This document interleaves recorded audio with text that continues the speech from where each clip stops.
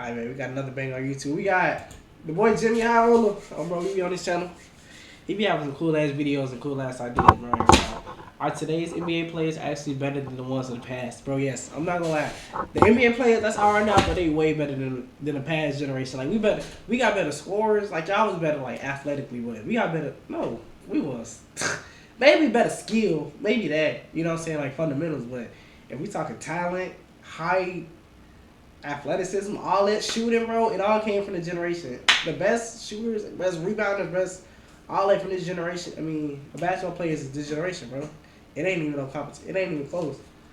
I ain't even about. The way through, we can now start to get a good framework of how this season is playing out. And if what we've seen so far is any indication of what's to come, we are in the midst of the biggest talent boom in NBA history. Bro, literally, like, bro, I'm not gonna lie. The NBA right now is so stacked, bro. It's stacked, but I'm not gonna lie. The NBA is boring. Like, it's a lot of skillful players. Like, back in the day, bro, you had at least, like, one or two skillful players on each team. Now it's like 5, bro. Like, the NBA is so boring to watch, bro. Like, they don't play no defense and no nothing, bro. That's why I don't watch football. Football is way more better. I say way more better, but my English is so terrible. Football is way better. From top to bottom, the league NBA is so flooded boring, with bro. players who can go and get I really only like watching the Bulls and the Nuggets, bro. That's it. 30, 40 any given night. Rotational guys dropping triple doubles, and the That's what I'm saying, bro. Like, what? superstars of the league all simultaneously shattering records. Take a look at the current MVP race, and it resembles something closer to an all-time ranking than an MVP leaderboard. 29, 12, and 11, 33, 5, and 6, 35, 8, and 8, 29. I'm not gonna lie, these numbers are crazy. 9, 6, and 10, 31, 4, and 7, 28, 9, and 6. Not only are all of these guys having MVP caliber seasons, they're all having historically great seasons. In fact, their numbers are so good, it has led some fans to question the very validity. Bro, it's gonna be a point where niggas is averaging 50. I'm telling you, bro, it's going to come to a point. Once it comes to the point where a player is averaging 50 points, I promise you, that'll be the last day I watch basketball. I'm not gonna lie, if the NBA player is averaging 50, bro, it's time for the NBA to study this song. Of stats in the NBA today, there's no way these numbers aren't like, and I've been saying this about football too. Ain't no way all these kickers suddenly kicking 50 and 60-yard field goals like it ain't nothing, bro. Like, they kicking like it ain't nothing, bro. The minute they finna be in a 70 smack, I promise you, bro. And the minute they finna be in a 70, direct result of how good you gotta drug test these athletes, because I ain't gonna lie, these niggas been tripping. these players are, but a result of stat Every inflation, sport. a symptom of today's faster pace and offensively favorable rules. And how these stats are being interpreted has created a divide among NBA fans. Are the players of today actually better than players of the past? Or are they simply beneficiaries of a league catered for bigger numbers? Right now, in the 7th Oh season shit! Why do I keep doing it? I keep doing it. I do that shit every time. 100 points. This used to mean something. A score. Bro, I'm not gonna lie. When somebody score 100 points, that's gonna come from either this season or next season. One of these two seasons, we gonna have a 100-point player. Somebody put up 100 points in the game. If it ain't next season, oh bro, it's the season after that. Within the next 3 seasons, somebody's putting up 100 points. Cause I ain't gonna lie, bro. Somebody doing it. I don't know who gonna do it, but somebody putting up 100 points. Infrequent enough that it was worthy of a small Bro, prize. did you see the Bulls and the Trailblazers combined for 302 points? The Bulls had 150, 152. The Trailblazers had 150. Bro, 150 points in a game with no overtime is fucking insane. I'm not gonna lie. That shit is crazy. I'm not gonna lie. The NBA rigged, bro. You can't tell me, bro. You can't tell me this shit out face. Seeing triple digits on the scoreboard was once a treat, warrant of a celebration, and the alternative happened far more often. And that's crazy, bro. Back in the day, games really did not used to get over 100 points, bro. If a game got over 100 points, bro, that was either like a playoff game or it was like 2 really good-ass teams playing against each other. Now, niggas be getting 100 points in the third quarter, bro. Like, that shit is insane, bro. But today, this is not the case. 100 points is a drop in the bucket. Teams are hitting triple digits in the third quarter. Like, Games that's what I'm saying. Like, 100 points in 3 quarters is crazy, bro. Like, ending with scores in the 130s, 140s. whole time, most of their points came from free throws. Like, more often than under 100. And as these point totals have ballooned at an unprecedented rate, so has everything else. 30 points is the new 20 points. Tune in on any given night, and there's a great chance you'll see someone drop 40. And it's like, bro, this man Stephen Curry is out here averaging 30 points. No, he not. He averaging like 25. Bro, LeBron is averaging like 15 points, bro. Like, that is crazy. LeBron's averaging 15 points, bro. I feel like that's some shit unheard of. It's not just scoring. The entire box score has inflated. But for his age to still be scoring over 10 points like that is still crazy. To levels we've never seen. From points to rebounds and assists, even efficiency. Shai Gilgeous-Alexander is putting up prime Jordan numbers. Giannis is putting up prime Shaq numbers. Luka Doncic, well, no one's ever done what Luka's doing. There's a man averaging a 30-point triple-double right now, and it's starting to feel very normal. Either the best players in the NBA today are truly basketball-defining, all-time great, record-breaking talents better than anything that came before them, or there has been an inflation of stats that has completely skewed how we perceive the dominance of players today and the impact they are having from night to night. Or both of these options are true at the same time. The trend of bigger stat lines didn't begin overnight. It has been slowly inching up for about a decade. What was y'all favorite era of basketball? Mine had to be like from like 2012 to like 2020, bro.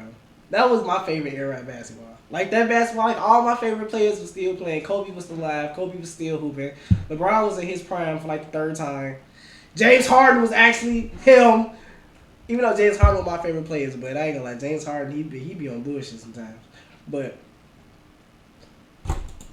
I feel like that was the best era of basketball, bro. Like, the games was more fun, bro. The games actually meant something. There was some type of skill gap in the NBA. Now there's no skill gap. In the real NBA, there's no skill gap, bro. Like, all these niggas can go off for 30 points on a nightly basis. The backups can come in and score 30 points like it ain't nothing. But that's what, like, bro, that was the best era of basketball. Okay, now. Between that and like the 2000s, bro, that's it. Stat line of 25, 5, and 5 was at one point such a difficult stat line to average that it was achieved just 7 times throughout the entire decade of the 90s. Damn, he did this. It was, I'll say it's Heather. He did that shit. He did that shit 4 times. 5 of those 7 seasons were Michael Jordan. Throughout the 2000s, the pool of players to hit this threshold jumped to 18. You see Kobe on there? By the 2010s, pace began to increase. Yes, sir. Heliocentric offenses began yes, to take sir. over, and the 25, 5, and 5 stat line was no longer a rarity. As I'm not gonna lie, this Mariah from this is insane. I'm not gonna lie. 30 individual seasons met this This threshold, shit is insane. and then the 2020s began, where This shit is 25, insane. 5, and 5 Bro, this nigga LeBron did it in every season he was in. has become an afterthought, Literally. not even noteworthy. We are Damn, LeBron not on this list. in the 7th season of the decade, and there have Oh yeah, at this moment, that's insane. Damn, he didn't average this. James Harden didn't average this. This nigga John Morant, I'm fucking screaming, bro. I'm not gonna lie, LeBron being on here that for long is fucking insane. I'm not gonna lie. I'm not gonna lie. already been 50 individual seasons where players have averaged the once extremely rare stat line. As many 25, 5, and 5 seasons in the last 3 years alone as there were in the entire 90s and 2000s combined. And you really don't have to go back very far to see this inflation play out. Back in 2011, Kevin Durant won his 2nd straight scoring title, averaging a league-leading 27.7 points per game. One of just 7. Bro, he beat LeBron by a point. That shit crazy. Kobe, the GOAT, up there. Derrick Rose, the GOAT, up there. Monte Ellis. What the fuck do y'all know about Monte Ellis? Players to average at least 25 The fuck do y'all know about Kevin Martin, a game that season. But this season, Durant's 27 points. Bro, you remember Amari Stoudemire? Amari Stoudemire. I cannot say that shit right. But there been teams that nigga would back have then him too, ranked bro. 10th in the league in scoring. Yeah, this shit crazy. Damn, oh, Jokic's a fat, but he's still a leader for MVP though. We aren't talking about the 80s or 90s or even This nigga Jokic is 0.5.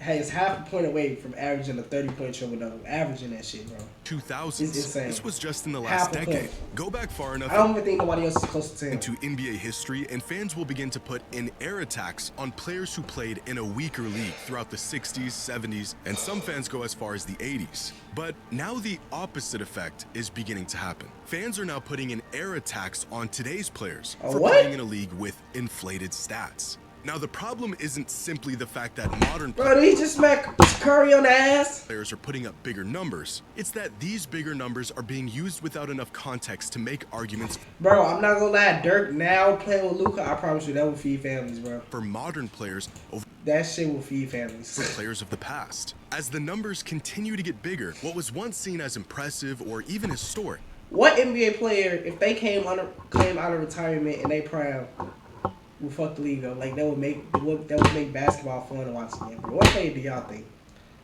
I ain't gonna lie. Kobe came back to life, bro. He came to the NBA, bro. He would be giving these niggas buckets for days. Kobe averaging 50. Begins to hold less and less value. In So I'm telling you, 1998, during his last he would have not let LeBron come on his team, bro. He would have told LeBron, fuck no.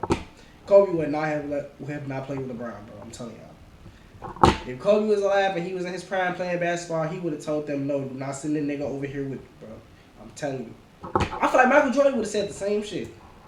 season with the Bulls, Michael Jordan averaged 29 points, 6 rebounds, and 3 assists a night on 53% true shooting. It wasn't his most impressive season statistically, but it was more than enough to earn him a scoring title, All-NBA First Team, and a league MVP. Fast forward nearly 30 years, and there's a player with a similar stat line in the NBA today. 28, 6, and 7 a game on 66% true shooting, numbers that are arguably better than MVP Jordan. But this isn't Shai Gilgeous. Nah, this not. It can't be AR because 28. Alexander. It's not Luka or Anthony. Ain't no way AR is averaging 50. It's Austin Reeves. That's what I was gonna say, bro. There is no way this nigga's averaging 28 points. There is no fucking way. I know this nigga a bucket, but 28? I thought he'd be averaging a smooth 23 on the team with Luka though. He averaging 28. Him and Luka averaging over damn near almost 60 points a game. To combine almost 60, at least 60 points a game. And they not even the top 3 in a conference. It's crazy. Second option, who is currently putting up a better box score than the best player in the world. This shit is insane. Less than 30 years ago. Bro, when you put shit like that, God, when you put shit like this. Take a basketball savant to know Austin Reeves is not as productive, impactful, or as as good as Michael Jordan was. And yet, without enough context, some people could, and unfortunately some people have, made this argument in favor of modern players. Stats throughout the NBA today are in fact a bit inflated compared to the past. I don't even know who that is. What exactly is causing this inflation? And are these Tyrese Maxey to the 76ers numbers a true reflection of the impact players are making? Bro, what is LaMelo Ball doing? Like, what is he good, bro? I ain't heard that nigga name all season, bro. What is he been doing? Is undoubtedly faster than it was in the past. Definitely, bro. Specifically 15, 20 years ago. If we look at the average number of possessions per game over the last 3 decades, the pace of games around the league has increased drastically over the last 20 years, from just 90 possessions a game in 2006 to 100 possessions today. This valley right here, known as the dead ball era, where games would regularly end with teams scoring under 90 points. If we want to talk about taxing an era, it's these players here who really got the short end of the stick when it comes to the box score. They essentially played less basketball than any other era in NBA history. But faster pace doesn't exactly explain the increase in output that we're seeing around the league today. If we level out the pace and look at how many points teams are generating per 100 possessions, then scoring today is still way up from where it was in the past. From 1990. Bro, I ain't gonna lie, these new NBA players will get them old niggas buckets. I'm not gonna lie, they will get them niggas straight fucking buckets, bro. I promise you, they'll be doing them niggas get like that and shit. I ain't gonna lie, the only people that would really stand a chance on defense, I say like Clyde Drexler, what's fat little name? Charles Barkley has Shaq. I ain't gonna lie. If Shaq was out here with these centers, bro, I ain't gonna lie. These centers soft as hell. Shaq can eat these centers alive, bro. These centers soft as hell. Niggas like Karl Anthony Towns, bro, soft as hell, bro. Them niggas are killing, bro. I'm old nigga. I ain't gonna lie, I laugh, bro. But they just don't play no defense. The fact that they don't play no defense now, like the defense now is trash. Them old niggas with their ass. But I'm still not gonna say them giving the young niggas not giving them no buckets. Them young niggas giving their ass buckets. Clear up until about 2016, teams around the league scored about 105 points per 100 possessions. Today, that number is up 10% to 116 points per 100 possessions. Bro, teams are averaging at least a smooth 115, bro. At least 115 points a game is fucking insane. So even bro, by the end of what's this, 2020, if we go into 2026, by 2030, bro, niggas gonna be averaging at least 130. Considering the pace of They gonna be play, averaging teams 130, today bro. are scoring the ball and generating more offense than they ever Like, have. niggas, If we look at some of the absurd numbers that from might be a top wild players take, around though. the league That might this be a wild season take. and adjust their numbers to a more modest pace, like what we used to see in the 2000s and early 2010s, well, then their numbers come down a bit, but they're still absurd. Shea and Maxey are still averaging 30. Luka. Bro, this nigga is still averaging a triple double, bro. Averaging a triple double. You know how unheard of that shit is, bro? Well, it was. Getting a triple double was one thing, but averaging that shit, I ain't gonna lie, it was really Russell Westbrook who really like Russell Westbrook and James Harden, bro. Them niggas was a triple double kings for the longest, bro. But Jokic got it now, bro. I ain't gonna lie, if Shea averaged a triple double, bro, I promise you, bro, leave it be fucked, bro. The Thunder would have damn near went undefeated, bro. If this nigga was Shea averaging a 30-point triple double, bro. Man. Is still averaging 32, 8, and 8, and Jokic still has a 30-point triple-double. As nice as it would be to just explain all of this away with pace, the speed at which games are played today is not as big of a factor as it is said to be. So what exactly are the other factors? The league has very slowly, very deliberately nudged teams and players in the direction of more offense for the past few decades. Look back through the history of rule changes, and there's a very clear pattern. In the 80s, the NBA added the three-point line. Throughout the 90s, they cracked down on hand checking and implemented new rules to attempt to speed up the game. In the early 2000s, they added defensive 3 seconds, cut the time to cross half court, got rid of hand checking virtually altogether, and implemented freedom of movement rules that essentially outlawed all the bumping and rerouting that used to happen on every possession. At the same time, the league's interpretation of dribbling rules was heavily loosened. Players could now get away with a lot more with the ball in their hands, and the creativity and depth of skill set began to explode. The NBA has always been a fast-paced run-and-gun league, and anytime it began to slow down, the league manufactured ways to speed it back up, even going as far as changing the very landscape of the court to incentivize players to shoot shots they typically wouldn't. Or in cases that we see today, allowing players to get away with movements and exploits that are very damn, bro, why you hugging that nigga? Or at least they're supposed to be. In reality, the NBA has always wanted more offense, and so it should be no surprise that players are producing more offense. Another often cited reason for the explosion of production in the NBA today is the prevalence of heliocentric basketball, the concept of an offensive system built around one player. In the NBA today, superstars around the league get more touches than ever, they get to make more decisions than ever, and as a result, their numbers get an inherent boost due to their highly ball-dominant style of play. Put the ball in the hands of your best player regardless of circumstance or situation. And although this play style is slowly dying out with teams like the Thunder, Celtics, and Spurs bringing back team-oriented ball, the stars of the league are still perceived as beneficiaries of this philosophy. Giannis Antetokounmpo is the definition of a power forward, and yet he regularly brings the ball up the court. He's averaging 6 assists a night, assist numbers that were almost unheard of from a rim-running big man in past eras, and a testament to his elite playmaking ability. But these assists aren't coming off of in-and-out reads or remarkable passing. They are coming directly from him diving downhill, collapsing defenses, and kicking out to open shooters. Compared to players of a similar skill set in the past, Giannis has the benefit of simply having the ball more and having the opportunity to initiate the offense. Nikola Jokic is a center, and yet he has the green light to be the Nuggets' point guard whenever he sees fit. Luka Doncic has... And that's what I'm saying, bro. Like, Jokic's playing point guard with Feed Family, bro.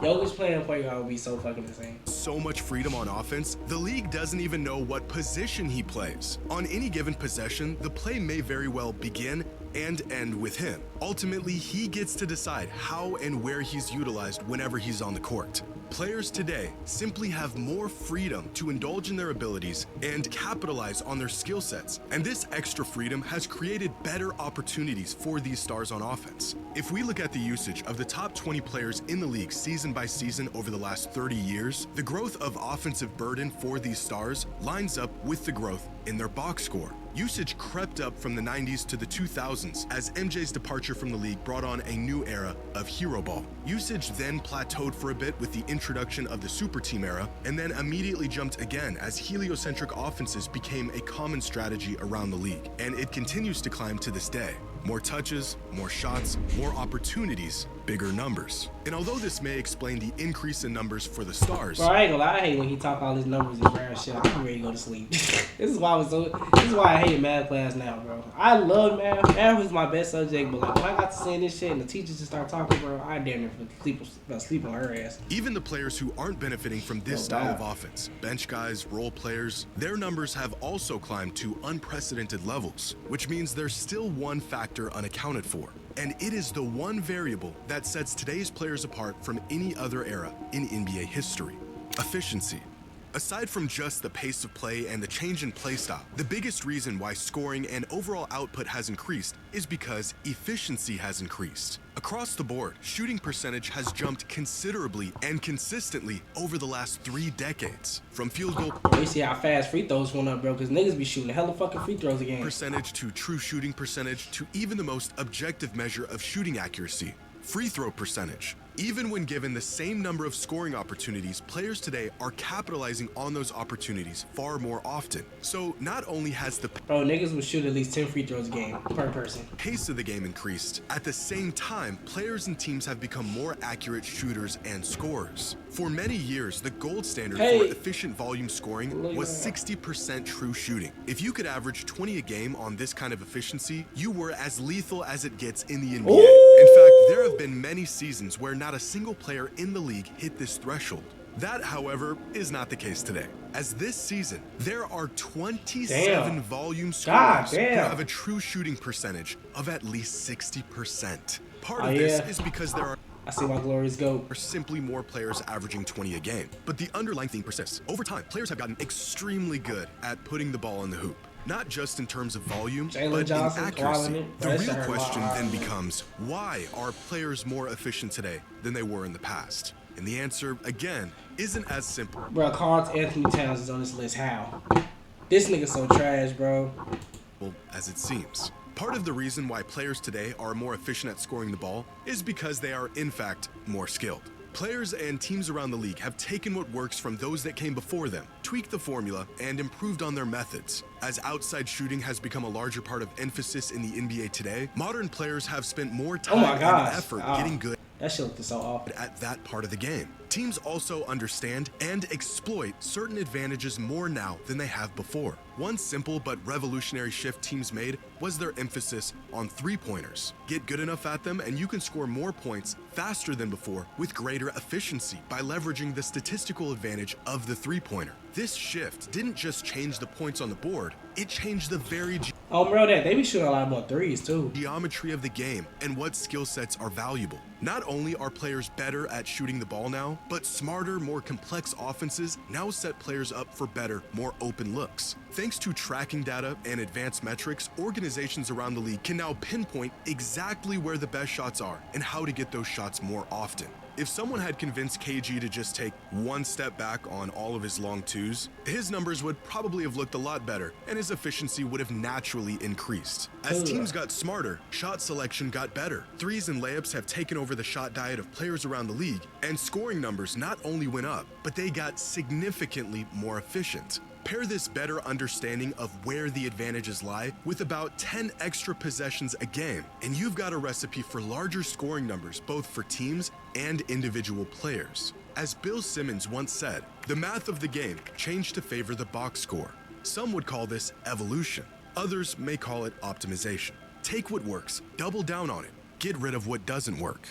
20 years ago, the Phoenix Suns were reinventing offense under Mike D'Antoni and breaking records with their volume and pace. First in the league in points per game, three-point attempt. Bro, what y'all know about Mike D'Antoni? He was the coach for the Rockets. Rate, three-point percentage, true shooting percentage, and just about every other offensive metric. They were far and away the best offensive team in the league. And yet, compared to today's standards, the 06 Phoenix Suns were sluggish, inefficient. Look at a shot map from that 06 Suns team, and you can see exactly how teams approached offense in an era that featured the lowest point totals in NBA history. Despite their best spots on the court being near the rim and from beyond three, the Suns attempted the majority of their shots in here, somewhere in between. From beyond the three-point line, they scored 1.2 points per shot, the best three-point shooting team in the NBA. From within 6 feet, they scored 1.25 points per shot, and everywhere else, they scored just 0.85 points per shot.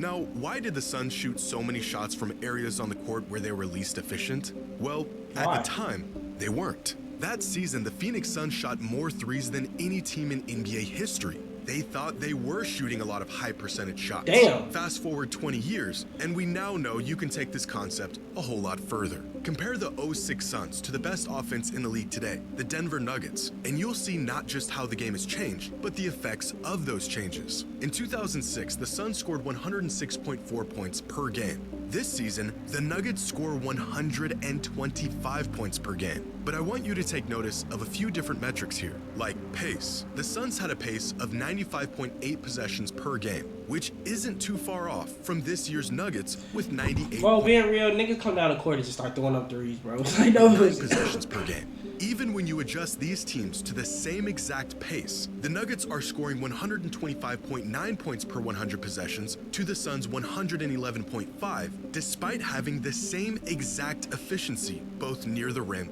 and from outside. So where are all of these extra points coming from? Well, from near the rim and outside. After further investigation, the league realized that these shots here in between are just not worth the hassle. They literally aren't worth as much as other shots. In 2006, the Suns, a revolutionary offense, shot 40% of their shots from this in-between area. This year, the Nuggets only shoot 19% of their shots from this area. The NBA has game theoried its way to the most productive, most efficient version of basketball. Steve Nash was one of the greatest shooters in NBA history, shot nearly 45% from three for nearly a decade, and yet he only attempted 3 to 4 three-pointers a game. Why? Well, because they just didn't know any better. We played a style that was thought to be revolutionary at the time, but really we should have doubled down. And Mike said this before, we should have played faster, we should have played smaller, we should have shot way more threes. We were just playing a style that suited our roster, suited our personnel. It was foreshadowing for the future. I think I was too conservative shooting the ball. Like, I should have walked into way more threes, I should have looked for more threes, but I didn't come out like guns blazing, try to, get 20 in the first half, because 20 in the first half I didn't think that would do my team any favors. That's not even crazy nowadays. It just makes way too much sense and not enough sense. And the game wasn't ready for that yet. Right. We didn't value the analytics. We probably weren't even, analyzing things to the extent we are now, or even, 2 or 3 years after 2007. More than skill, more than personnel, more than pace, how teams are approaching offense and the extent to which they understand the value of each shot and how to get those shots is by far the largest contributor to the inflation of numbers we see today. Not only have players leveraged the knowledge and skills of those that came before them to become better players, teams around the league have leveraged the data and systems of teams that came before them to create offenses tailor-made for these new, improved players. The evolution of the NBA isn't necessarily in the talent itself, it's how the talent is utilized. Nikola Jokic is a generational player, and he also plays in a system that allows him to maximize all of his abilities. Steph Curry is the greatest shooter ever, but he also plays in an era that allowed him to reach his potential. Luka Doncic is one of the most versatile offensive engines the game has ever seen, and he also plays in a league that allows him to be a point guard, or a shooting guard, or a small forward on any given possession. Come on, bro, I gotta be on my Alexander is putting up prime Michael Jordan numbers. He really is that good. But he also plays in the smartest, most efficient, cerebral era in the NBA's history, primed for the next Michael Jordan. Are the numbers we see in the NBA today a symptom of stat inflation, or have the players simply gotten better? Well, it's both. The math has changed. Yeah, I ain't gonna lie. Niggas definitely did get better too. Niggas got way better.